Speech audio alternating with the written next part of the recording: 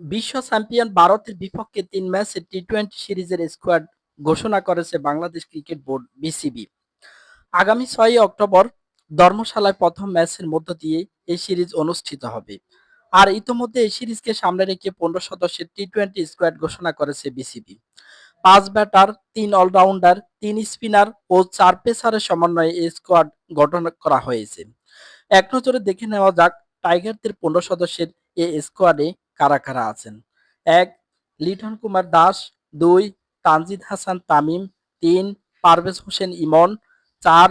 Nazmul Hossain Shanto. ৫. Towhid Hridoy. ৬. Mehedi Hasan Miraj. ৭. Mahmudullah Riyad. ৮. Zakir Ali. ৯. Rishad Hossain. ১০.